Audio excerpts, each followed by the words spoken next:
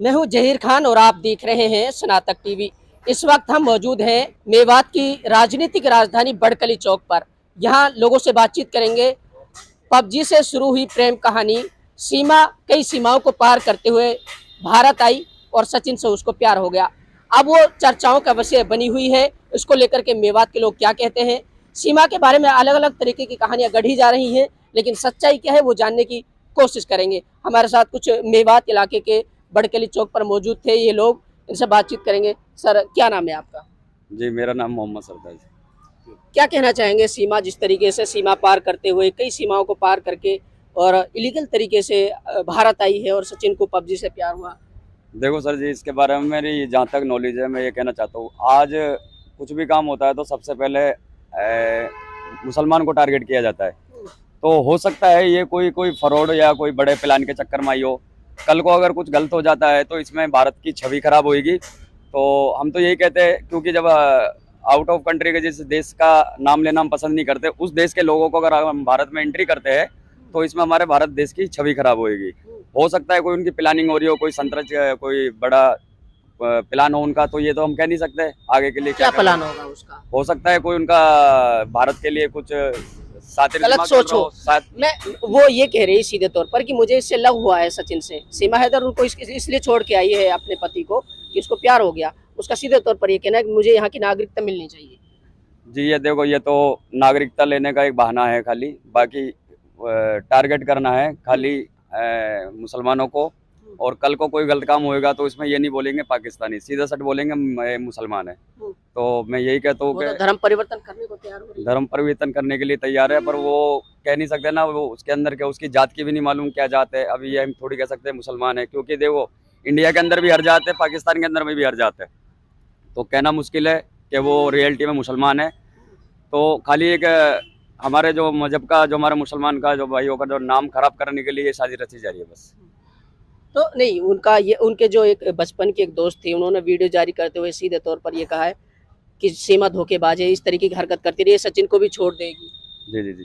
देखो जी, ये तो उनके उनसे बेहतर तो कोई नहीं जानेगा भी क्या चल रहा है नहीं चल रहा है। ये तो एक दिखावे के लिए खाली प्रेम जाल दिखाया जा रहा है जनता को और पब्लिक को और भारत देश को और अन्य राज्य, अन्य स्टेट, उन कंट्रियों को।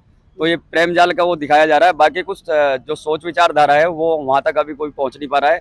तो भारत सरकार से मैं निवेदन करता हूँ, इस पे थोड़ा बारीकी से संज्ञान लेवे और इसका पूरा जायजा लेवे। अगर उनके अंदर कोई भी सातिर दिमाग, कोई भी चीज पाई जाती है तो इसमें भारत की छवि खराब हो सकती है।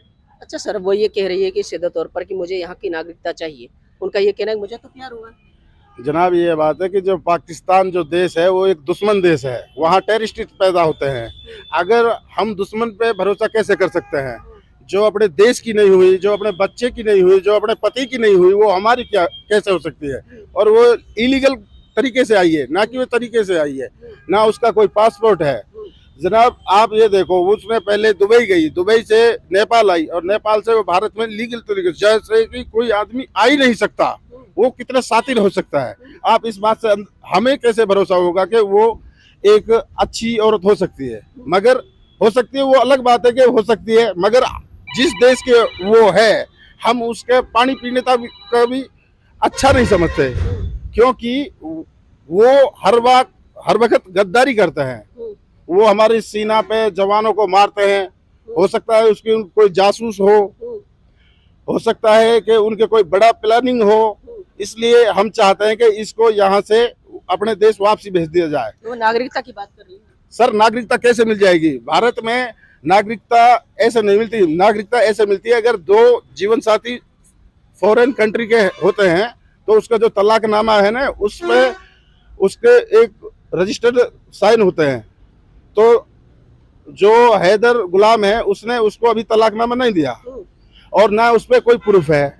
और जो उसने शादी करी है इलीगल तरीके से, जो नेपाल में करी है, उसके भी उस पर कोई एविडेंस नहीं है। अच्छा। हाँ जी, एविडेंस नहीं है तो इसलिए इस पे भरोसा कर कैसे सकते हैं? जब उसने सीधे तौर पर ये भी कहा, उसका एक लड़का और है पाकिस्तान का, उन्होंने भी दावा किया है कि मेरे से भी इनकी बातचीत होती थी, पबजी से हमारी कहानी शुरू हुई। उन्होंने, सीमा ने उनसे भी बोला था कि आपसे मिलना चाहती हूँ।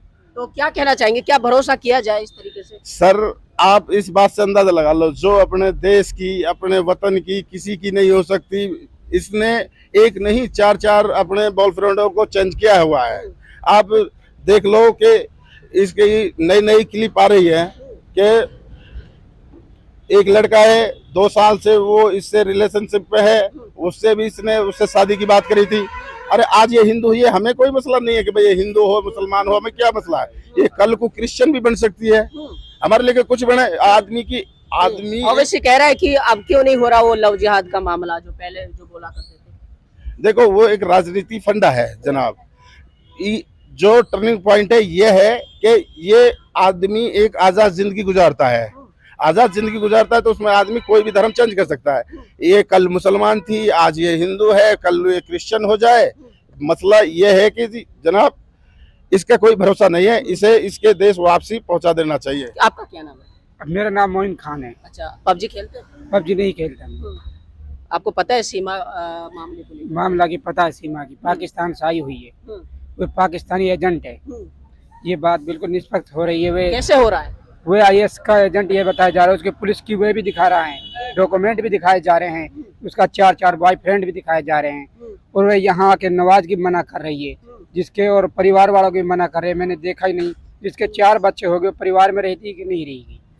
उन्होंने कहा कि पति सही से नहीं रखता था, वो दुबई चला गया था। फिर दुबई में 4 बच्चे किस वजह से हो गए? दुबई ये था पति था उनका, तो बच्चे भी तो पति सही हुए हैं, ये किसी आपसे तो हुएगी नहीं।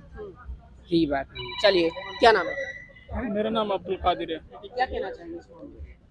कहना ये चाहेंगे कि इनको वापस उनके देश भेजा जाए, क्योंकि इनकी बहुत बड़ी साजिश हो सकती है। जिस तरीके से इनके बारे में हम सुन रहे हैं, रोज़ाना देखते हैं खबरों में, तो लगता है ये बहुत बड़ी साजिश कर रही हैं। इनको इनके देश में वापस भेजना चाहिए, क्योंकि ये 4 बच्चे को लेकर आई है। पता चला है कि किसी ने इसको तलाक भी नहीं दिया, तो इसके कई सारे बॉयफ्रेंड है। ये किसी प्लान के खातिर आई होगी, तो सरकार से मांग करते हैं इसको वापस भेजा जाए और इंडिया के अंदर इसको परमिशन ना दी जाए। चलिए, ये हमारे साथ नुहू मेवात के लोग हैं जी, क्या कहना चाहेंगे? मैं तो ये कहना चाहूँ जी वे वापसी भेजी जाए। अच्छा, चलिए, नुहू मेवात के लोगों से बातचीत कर रहे थे। सीधे तौर पर इनका ये कहना है कि सरकार के द्वारा जो रॉ की एजेंसी हैं, सुरक्षा की जांच एजेंसीज हैं, उनको सही तरीके से जांच करनी चाहिए और उनको यहाँ से उनके देश वतन लौटा देना चाहिए। लेकिन मसला ये नहीं है, मसला ये है कि जिस तरीके से अब इसको एक रूप दिया जा रहा है, अब जिस तरीके से मीडिया में कवरेज चल रही है, जिस तरीके से पेश किया जा रहा है, यकीनन अलग अलग तरीके से लोगों की प्रतिक्रियाएं देश भर से आ रही हैं। हम तमाम लोगों की प्रतिक्रिया आपको दिखा रहे थे। हमारा मकसद किसी को आहत करना नहीं है, हमारा मकसद ये है कि लोगों को दिखाया जाए, लोगों से पूछा जाए, उनसे जाना जाए कि वो सीमा को लेकर के अपनी क्या प्रतिक्रिया, क्या राय रखते हैं। ये एजेंसी जांच कर रही है, उनके बाद क्या निकल करके आएगा तो तभी पता चल पाएगा। आपकी क्या राय है, अपनी प्रतिक्रिया पहुंचा सकते हैं। बने रहिए मेरे साथ।